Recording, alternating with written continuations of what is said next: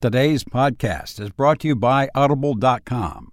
Get a free audiobook download and 30-day free trial at www.audibletrial.com/adventures in audio. Over 150,000 titles to choose from for your iPhone, Android, Kindle, or MP3 player. Welcome to Adventures in Audio, a podcast featuring short stories by authors like Edgar Allan Poe, H.P. Lovecraft, and others.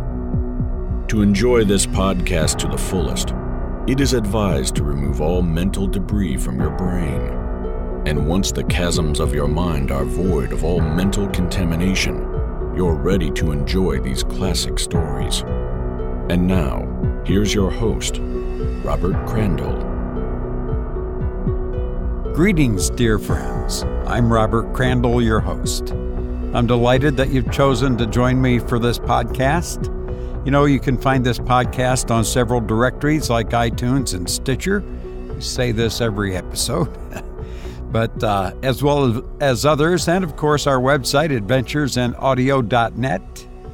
I just want you to know where we can be found and that we appreciate your finding us and joining us for a nice kind of spooky horror genre short story. Let me ask you a question. Do you believe in out-of-body experiences? Interesting subject, isn't it? Well, the story on this episode is one you might find interesting. Speaking of interesting subjects, I would like to suggest you look into Audible.com's free offer. When you sign up for a free 30-day trial, you will receive a free audio book. Now, with over 150,000 titles to choose from, you're certain to find one or many that you like. Authors like Edgar Allan Poe, H.P. Lovecraft, Sir Arthur Conan Doyle. Yeah, I'm sure they have all of the Sherlock Holmes there. Gertrude Atherton, Hans Christian Andersen, and so many more. Any genre you desire is at your fingertips, or keyboards, we should say, I guess. And to get your free audio book, just go to audibletrial.com/adventures in audio.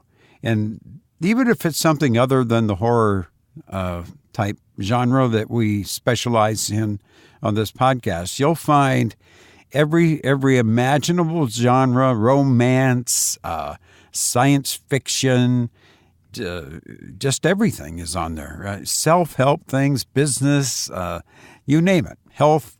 There's all kinds of things, like 150,000 titles. So again, to get your free audiobook, free 30-day trial, and a free audiobook, go to Audible. That's audibletrial.com/adventures in audio. And now, I hope you're sitting comfortably as Merlin cast his spell, as the Moody Blues would say. Let's listen now to The Vengeance of the Dead Man by Robert Barr.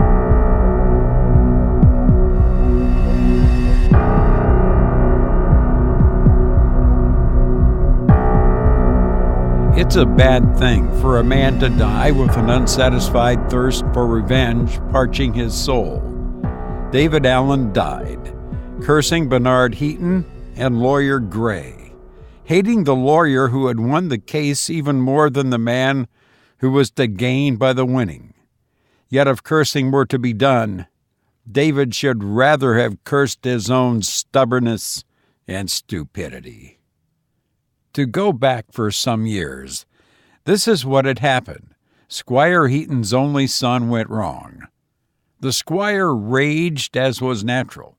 He was one of a long line of hard-drinking, hard-riding, hard-swearing squires, and it was maddening to think that his only son should deliberately take to books and cold water, when there was manly sport on the countryside and old wine in the cellar. Yet before now such blows have descended upon deserving men, and they have to be borne as best they may. Squire Heaton bore it badly, and when his son went off on a government scientific expedition around the world, the squire drank harder and swore harder than ever, but never mentioned the boy's name. 2 years after, young Heaton returned, but the doors of the hall were closed against him. He had no mother to plead for him, although it was not likely that it would have made any difference, for the squire was not a man to be appealed to and swayed in this way or that. He took his hedges, his drinks, and his course in life straight. The young man went to India, where he was drowned. As there was no mystery in this matter, it may as well be stated here that the young Heaton ultimately returned to England, as drowned men have ever been in the habit of doing, when their return will mightily inconvenience innocent persons who have taken their places. It is a disputed question whether the sudden disappearance of a man or his reappearance after a lapse of years is the more annoying. If the old squire felt remorse at the supposed death of his only son, he did not show it.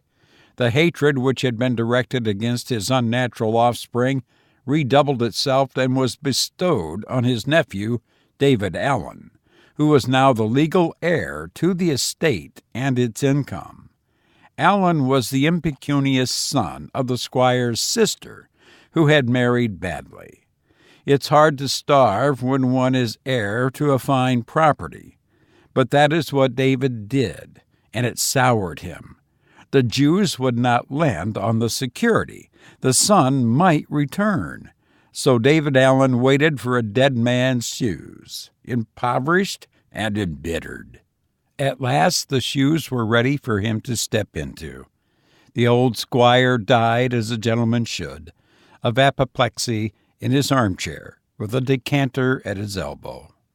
David Allen entered into his belated inheritance, and his first act was to discharge every servant, male and female, about the place and engage others who owed their situations to him alone. Then were the Jews sorry they had not trusted him. He was now rich, but broken in health, with bent shoulders, without a friend on the earth. He was a man suspicious of all the world, and he had a furtive look over his shoulder as if he expected fate to deal him a sudden blow, as indeed it did. It was a beautiful June day, when they passed the porter's lodge and walked up the avenue to the main entrance of the hall, a man whose face was bronzed by a torrid sun. He requested speech with the master, and was asked into a room to wait. At length David Allen shuffled in, with his bent shoulders glaring at the intruder from under his bushy eyebrows. The stranger rose as he entered and extended his hand. "You don't know me, of course. I believe we have never met before. I'm your cousin." Allen ignored the outstretched hand. "I have no cousin," he said. "I'm Bernard Heaton, the son of your uncle." "Bernard Heaton is dead." "I beg your pardon. He is not. I ought to know, for I tell you, I am he." "You lie."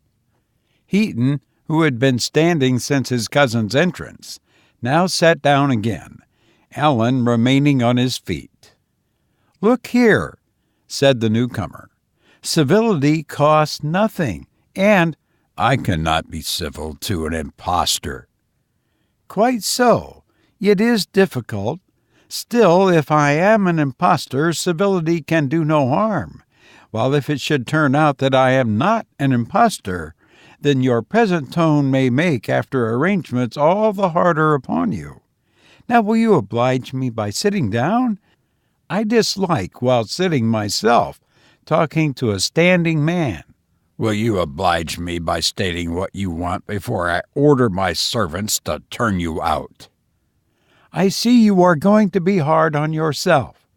I will endeavor to keep my temper, and if I succeed, it will be a triumph for a member of our family. I am to state what I want? I will. I want as my own the 3 rooms on the first floor of the south wing, the rooms communicating with each other.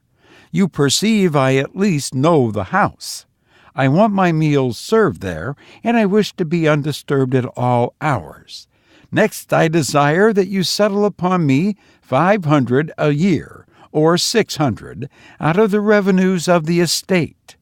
I am engaged in scientific research of a peculiar kind. I can make money, of course, but I wish my mind left entirely free of financial worry. I shall not interfere with your enjoyment of the estate in the least." "I'll wager you will not. So you think I'm fool enough to harbor and feed the first idle vagabond that comes along and claims to be my dead cousin? Go to the courts with your story and be imprisoned as similar perjurers have been." "Of course I don't expect you to take my word for it. If you were any judge of human nature, you would see I am not a vagabond. Still, that's neither here nor there. Choose 3 of your own friends. I will lay my proofs before them and abide by their decision. Come, nothing could be fairer than that, now could it?" "Go to the courts, I tell you." "Oh, certainly, but only as a last resort. No wise man goes to law if there's another course open. But what is the use of taking such an absurd position? You know I'm your cousin. I'll take you blindfold into every room in the place." "Any discharged servant could do that. I've had enough of you. I'm not a man to be blackmailed.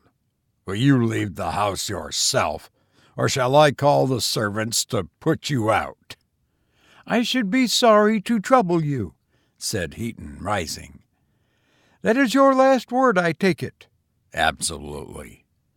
"Then goodbye. We shall meet at Philippi." Allen watched him disappear down the avenue, and it dimly occurred to him that he had not acted diplomatically. Heaton went directly to Lawyer Gray and laid the case before him. He told the lawyer what his modest demands were, and gave instructions that if, at any time before the suit came off, his cousin would compromise, an arrangement avoiding publicity should be arrived at.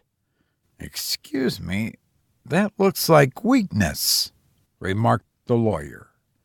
"I know it does," answered Heaton, "but my case is so strong that I can afford to have it appear weak." The lawyer shook his head. He knew how uncertain the law was, but he soon discovered that no compromise was possible. The case came to trial, and the verdict was entirely in favor of Bernard Heaton. The pallor of death spread over the sallow face of David Allen as he realized that he was once again a man without a penny or a foot of land. He left the court with bowed head, speaking no word to those who had defended him. Heaton hurried after him, overtaking him on the pavement. "I knew this had to be the result," he said to the defeated man. "No other outcome was possible. I have no desire to cast you penniless into the street. What you refuse to me, I shall be glad to offer you. I will make the annuity £1,000. Allen, trembling, darted one look of malignant hate at his cousin. "You successful scoundrel," he cried. "You and your villainous confederate Gray. I tell you—" The blood rushed to his mouth. He fell upon the pavement and died. One and the same day had robbed him of his land and his life. Bernard Heaton deeply regretted the tragic issue, but went on with his researches at the Hall, keeping much to himself. Lawyer Gray, who had won renown by his conduct of the celebrated case, was almost his only friend. To him Heaton partially disclosed his hopes, told what he had learned during those years he had been lost to the world in India, and claimed that if he succeeded in combining the occultism of the East with the science of the West, he would make for himself a name of imperishable renown. The lawyer, a practical man of the world, tried to persuade Heaton to abandon his peculiar line of research, but without success. "No good can come of it," said Gray. "India has spoiled you. Men who dabble too much in that sort of thing go mad. The brain is a delicate instrument. Don't trifle with it." "Nevertheless," persisted Heaton, "the great discoveries of the 20th century are going to be in that line, just as the great discoveries of the 19th century have been in the direction of electricity." "The cases are not parallel. Electricity is a tangible substance." "Is it? Then tell me what it is composed of. We all know how it's generated, and we know partly what it will do. But what is it?" "I shall have to charge you 6 and 8 pence for answering that question," the lawyer said with a laugh. "At any rate, there is a good deal to be discovered about electricity yet. Turn your attention to that and leave this Indian nonsense alone." Yet, astonishing as it may seem, Bernard Heaton, to his undoing, succeeded after many futile attempts, several times narrowly escaping death. Inventors and discoverers have to risk their lives as often as soldiers, with less chance of worldly glory. First, his excursions were confined to the house and his own grounds.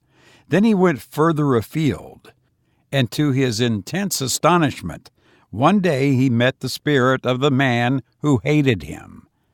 "Ah," said David Allen, "you did not live long to enjoy your ill-gotten gains." "You are as wrong in this sphere of existence as you were in the other. I am not dead." "Why then are you here in this shape?" "I suppose there is no harm in telling you. What I wanted to discover at the time you would not give me a hearing was how to separate the spirit from its servant, the body. That is temporarily and not finally. My body is at this moment lying apparently asleep in a locked room in my house, one of the rooms I begged from you. In an hour or two I shall return and take possession of it." "And how will you take possession of it and quit it?"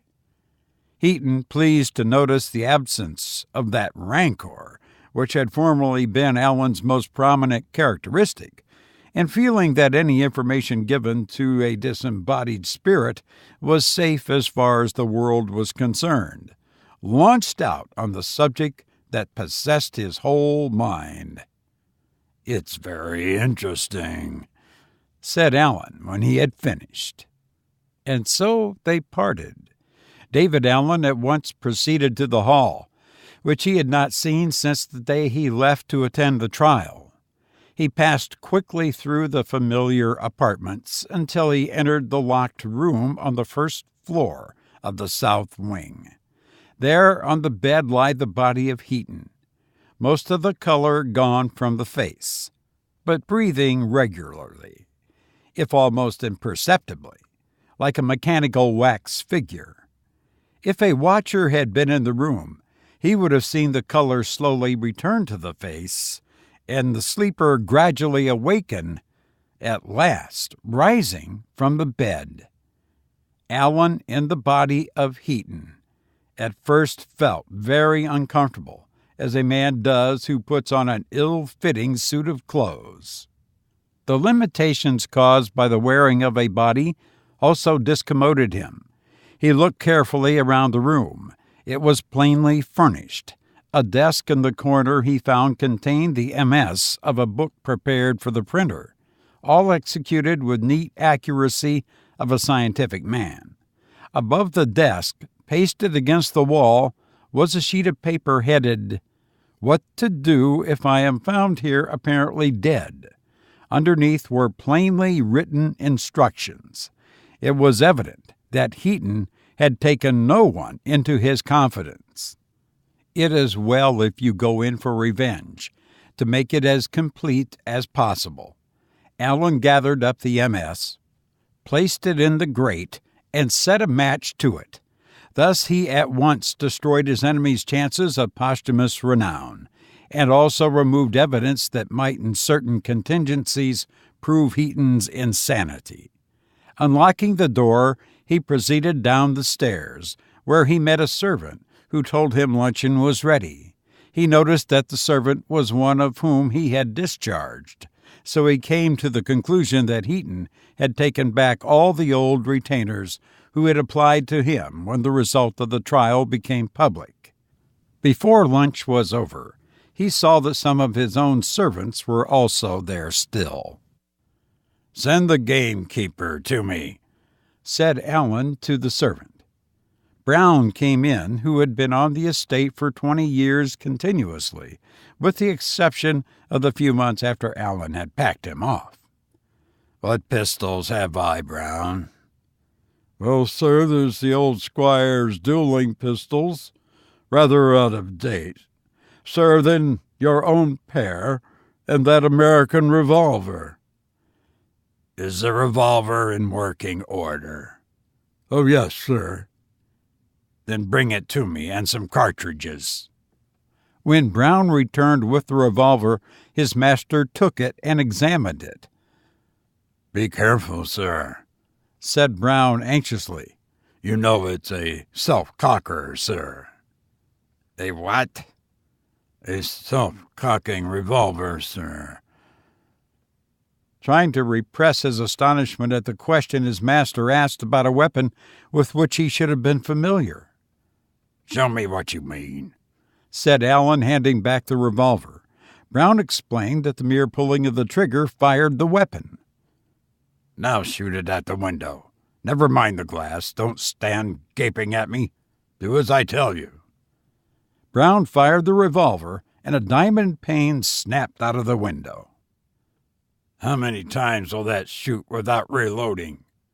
7 times, sir." "Very good.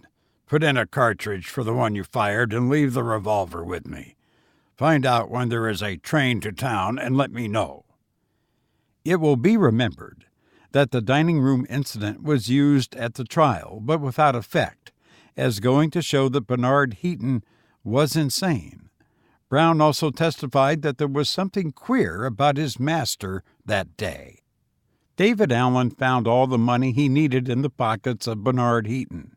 He caught his train and took a cab from the station directly to the law offices of Messrs. Gray, Leeson, and Gray, anxious to catch the lawyer before he left for the day. The clerk sent up word that Mr. Heaton wished to see the senior Mr. Gray for a few moments. Allen was asked to walk up. Allen hesitated. "Announce me, if you please." The clerk, being well trained, showed no surprise, but led the visitor to Mr. Gray's door. "How are you, Heaton?" said the lawyer cordially. "Take a chair. Where have you been keeping yourself this long time? How are the Indian experiments coming on?" "Admirably, admirably," answered Allen. At the sound of his voice, the lawyer looked up quickly. Then, apparently reassured, he said, "You're not looking quite the same. Been keeping yourself too much indoors, I imagine. You ought to quit research and do some shooting this autumn." "I intend to, and I hope then to have your company." "I shall be pleased to run down, although I'm no great hand at a gun." "I want to speak with you a few moments in private. Would you mind locking the doors so that we may not be interrupted?" "We are quite safe from interruption here," said the lawyer, as he turned the key in the lock.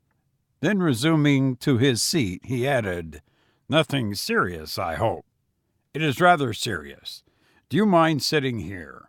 asked Allen, as he drew up his chair so that he was between Gray and the door, with the table separating them.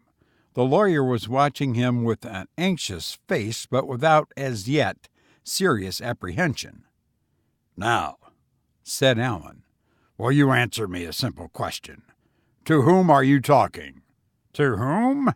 The lawyer, in his amazement, could get no further.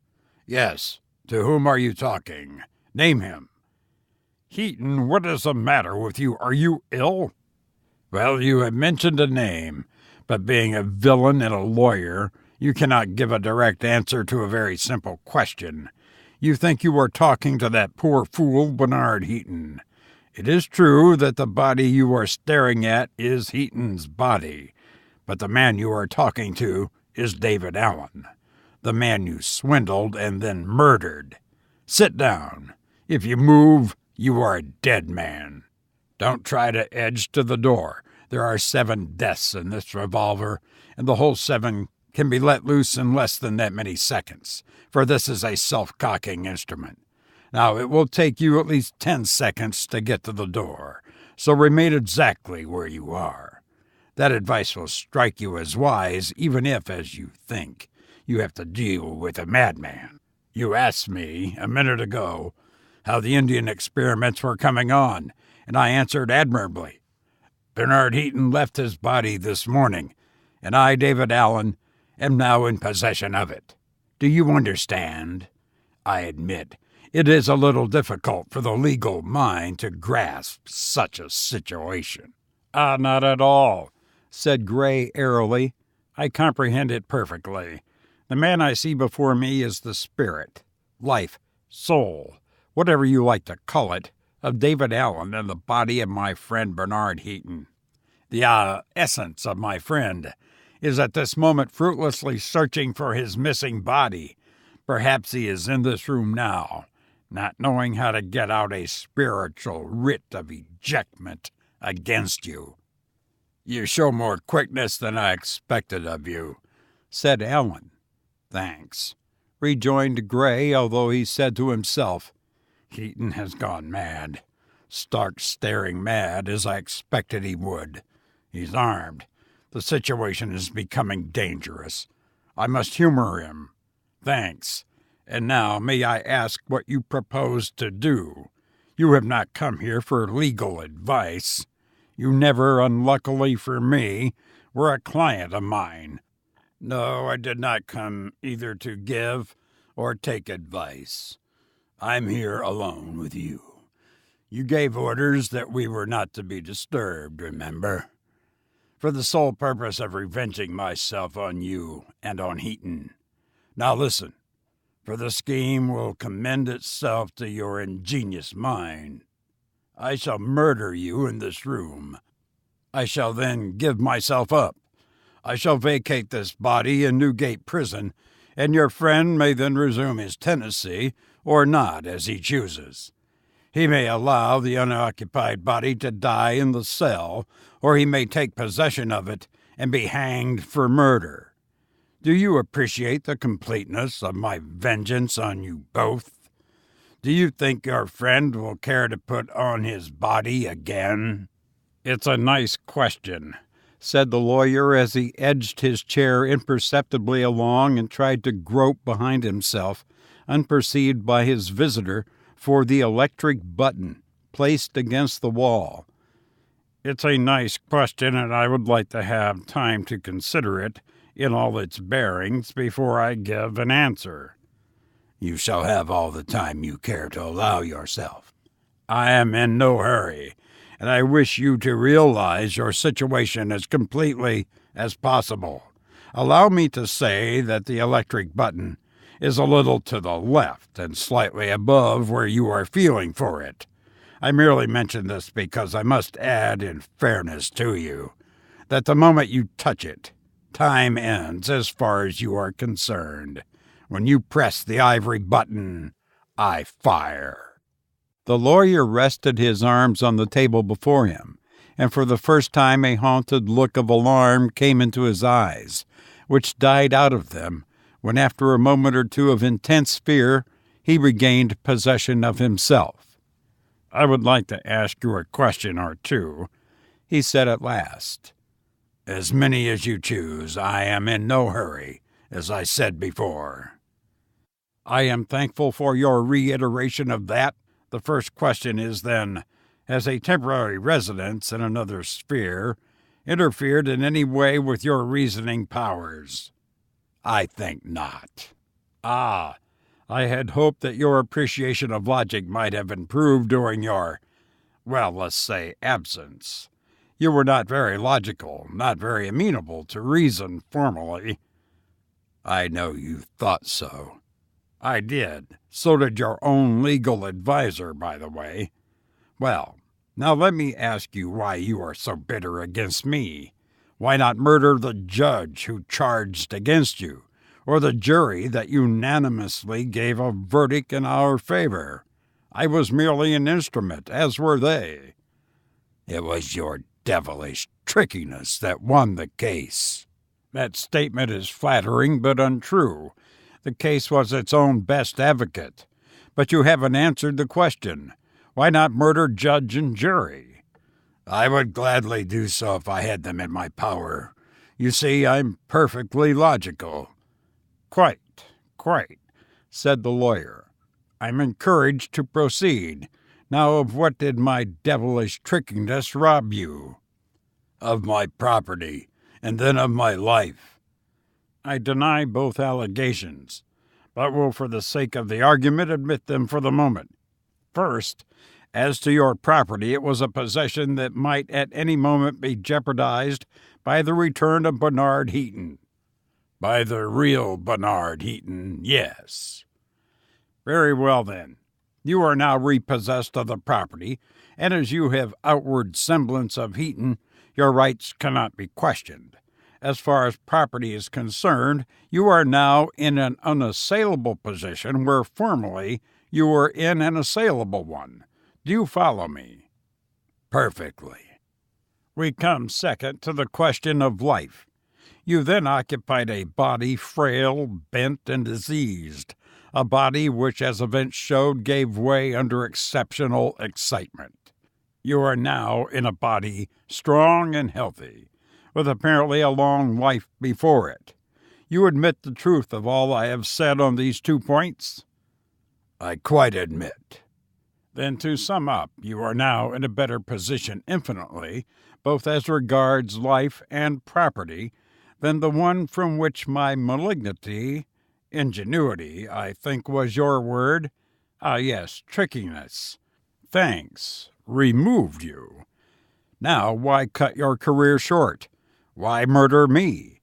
Why not live out your life under better conditions in luxury and health, and thus be completely revenged of Bernard Heaton?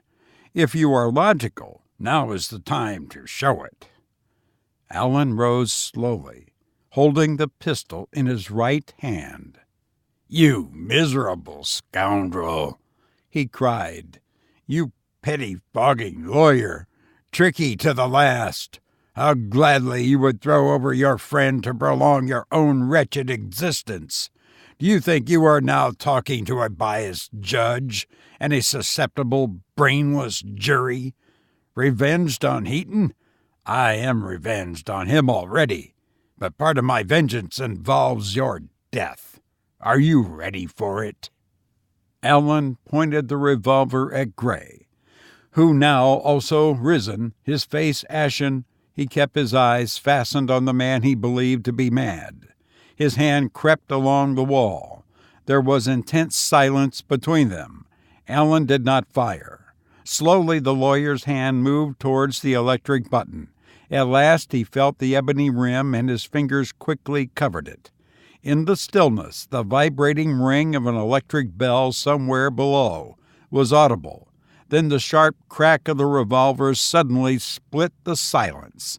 The lawyer dropped on one knee, holding his arm in the air as if to ward off attack. Again the revolver rang out, and Gray plunged forward on his face. The other 5 shots struck a lifeless body. A stratum of blue smoke hung breast high in the room as if it were the departing soul of the man who lay motionless on the floor. Outside were excited voices, and someone flung himself ineffectually against the stout locked door. Allen crossed the room, and turning the key, flung open the door. I have murdered your master, he said, handing the revolver butt forward to the nearest man. I give myself up. Go get an officer. You've been listening to The Vengeance of the Dead Man by Robert Barr.